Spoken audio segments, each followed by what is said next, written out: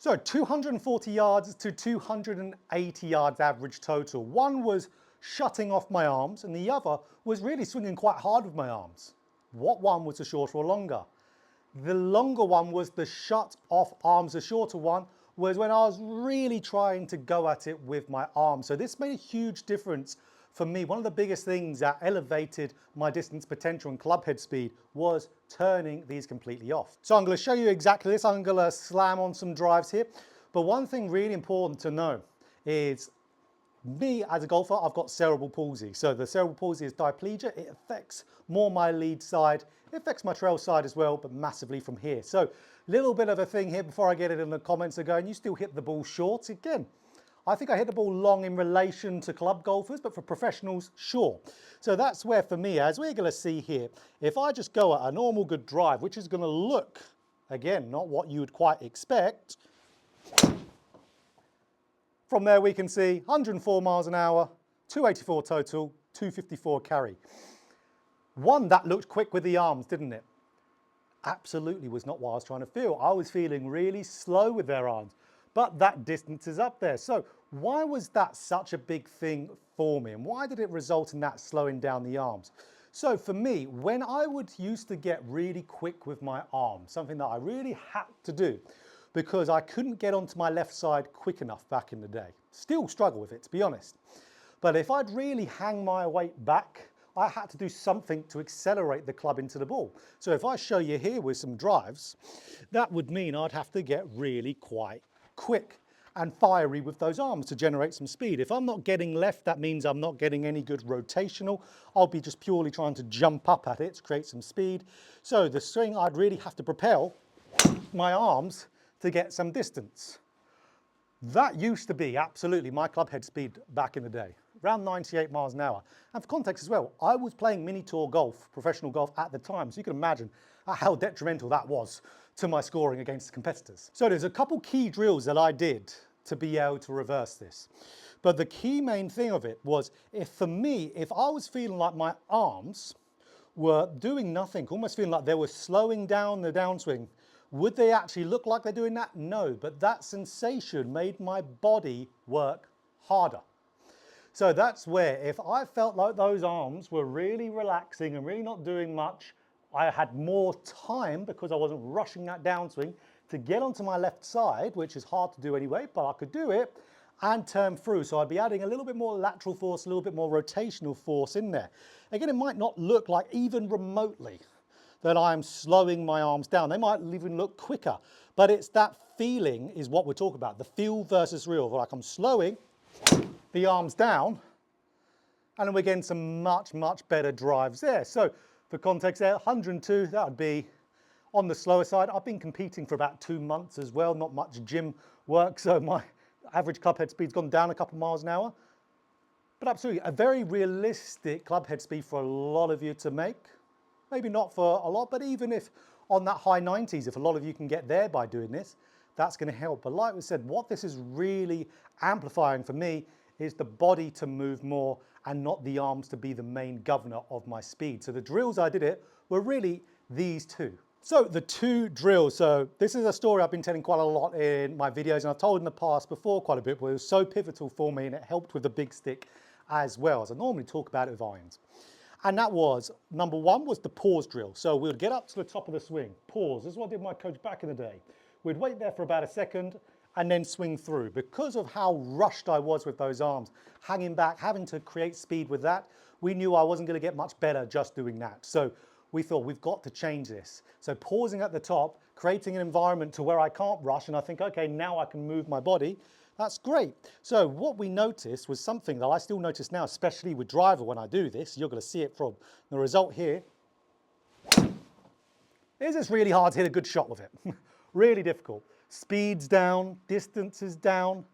So on all measurable stuff, not looking great. But that's a good thing to know. It's targeting a very weak area of my golf swing that I will very unlikely hit it miles if I stop at the top here and then swing through with the big stick.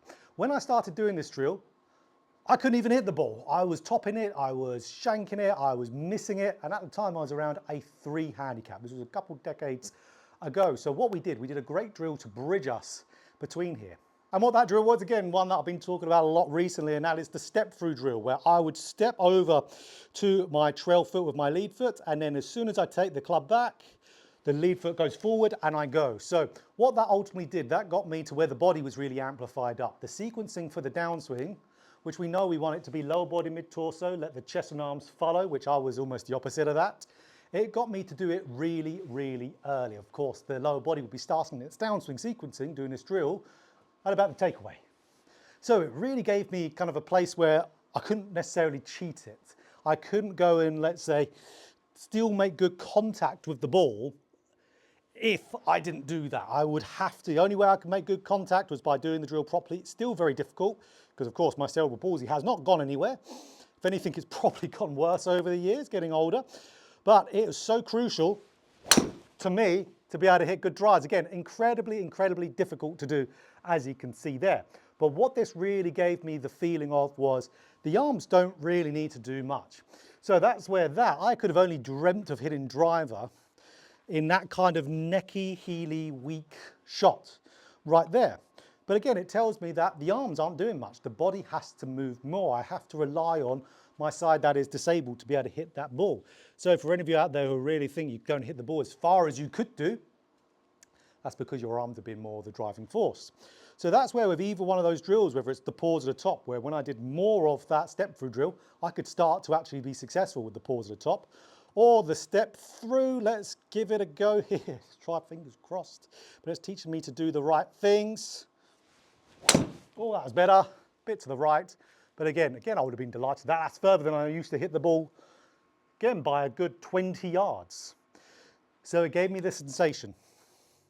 And then when really got to that understanding, again, it's given me a sensation of arms slowing down, not being the driving force, and really conceptualizing that and really absorbing that. Okay, if I feel the arms are going a lot, for me, I'm not going to get on my left side. I'm not going to be able to generate power. I'm not going to be able to turn. Dispersion's going to be all over the place. So thinking then evolving into feeling nice and slow as we start that downswing, no big pull down, rush like I used to do, just letting the arms go and just pivot. Really what feels like it's quite hard, let those arms just come along for the ride. Even that was a mishit, and it's still flown past where I used to be. Again, 104 miles an hour. That would have been definitely a 280 drive if I didn't hit it off the toe there. But even with a mishit, look at how that would still be in pretty much any fairway. Every golf course you would play, maybe a couple it might not be. But that's where super important. And now luckily, from our day and age, there's technology and good training aids out there that can help this even more. So if I was, let's say, to go through this again, I would do those drills, but I would measure it a little bit better. Okay, so what I would use to measure would be this, the hack motion. Now, hack motion, as we know, is a wrist sensor. Why I would use this specifically is because if we get a little bit independent with our arms in the downswing, trying to create that speed with the arms, what we would generally start to see, we would start to see a little bit of a throwing in of an angle coming out there, so a little bit of casting, early release. And I would also start to see a bit of extension of the lead wrist at loft at impact. So we can measure all of that really nicely with the hack motion. So I would go straight into the drill library here in hack motion. We've got loads of good things here. Like we've got something a lot of golfers do, try to create distance but do it wrong, is they get way too much wrist hind. There's a drill there that will measure it in real time for you. So that will be each swing, you'll be able to know whether you've done it or not. I would go here onto the casting. You're going to see why. Look at those drills. So you can see float load drill, step drill, there we go, pump drill, squeeze drill. Now, ironically, I'm not going to do the step drill one for this. I want to show you the float load because it's going to be a really good one for a lot of you to train these arms to stop doing so much. So absolutely, let's dive into it. This helps you to avoid generating power with your arms, which can cause casting. To start the drill, make your backswing with relaxed wrists and arms so your backswing is as wide as you can make it, not using your wrists at all. When your hands are waist height, check that your club head is as far away from you as you can get it. At the top, let everything stay relaxed. You should feel the club head's weight falling behind you. Now here's the key move. Shift your weight to your lead foot to start the downswing, keeping your arms relaxed and loose. As your body moves forward and the club head stays back, your wrists hinge on their own. Okay, so that sounded pretty good, didn't it? Just watching through the hack motion one, everything we've been talking about other than the width, that's a very good thing. I've been working on that a little bit later, not this period of time I was working on it, but I have been working on that as well. So let's follow it here. So we're just setting up to the golf ball, getting into a posture position. So there we go, we're going to get audible feedback, getting up to the top of our swing. Now we're getting that body going down and around, just feeling that weight of the club just come behind us, and look at that. So it's giving us some good feedback to whether we're doing this right or wrong. And what I'll do, if I can still see the screen there, I can, is practice swing. So doing it in rehearsals to start off with. So again, getting up to the top. Are we at the top? Yep, we are now. Just letting the weight of the club fall back, getting the body to shift and unwind through. So really good one. Let's try one with a ball. So brilliant, brilliant drill. I always find when I do drills exactly for this, it is really difficult for what we've explained before. So let's go here. So, okay. So relax straight back. I'm going to go still quite slow, and then we're going to go and get through. Okay, so here we go. Again, not the best of motions in regard to the ball because I was really exaggerating this, but as you can see, it was in range. So just getting through the drill, making sure I'm getting into the right spots, getting the body moving, getting the arms not to move. Be a good one to see where I'm actually at with a more normal swing, which we'll do after this one. So we're going to do another one here, getting into a setup position. Am I good for there? I'm good for there. I'm good for the TrackMan. Yep. So relaxed arms. What you could see there was how much my body moved. It really unwound. I started to even look at the target as I was going through there. Hack motion is giving me, of course, telling me whether I'm in range straight away. That's really fun. I'm going to do another one. So really gets you in there. You just can't move your body. So there's something that I call this drill a little bit different, and float loads of what a lot of other people, coaches on YouTube as well, will call this. I like just to call it the ragdoll drill. So here we go. So nice and straight with those arms, really feeling like they're still really wide, and then just letting the club fall behind and turn through. Feeling nothing with those arms. That was a lovely feeling swing. Brilliant. Those are some good numbers for 101 there. So that's where pretty much 150 mile an hour ball speed, 2000 spin, angle of attack 4 up. That's all brilliant. So if a lot of you guys out there got to that, you would be never struggling for distance anywhere at a golf course. Again, short hitter, in my case, is in relation to club, let's say golfers, even club pros. I hit the ball quite a little bit further than a decent amount of club pros, but for tour pros, of course, they're on their own element. I play disability golf, not tour golf anymore. Now let's do a normal swing, what feels normal for me, and we'll see how real is my feel. So let's give it a go. In range, good. So I was there, was measuring it nicely. 105, see how it's bumped up my speed a little bit as well. I was struggling to get to 105 before, that's pretty much 106.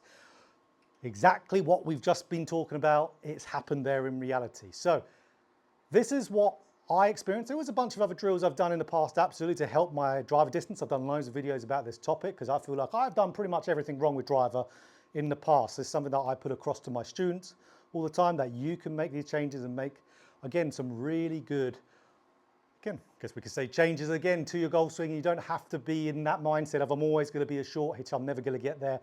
Again, I was like that, a very valid reason for that, but I pushed past it for a lot of work and really doing the right things for me. So for me, shutting off the arms is really good. Some golfers might not want to feel that, but shutting off the arms was a really big one for me to gain this distance. So if you enjoyed this video, click that like button. For more golf instruction just like this, hit the subscribe button, hit the bell button too to be notified every time I put out a video. And if you want a hack motion, there is a link down there in the description for a nice discount.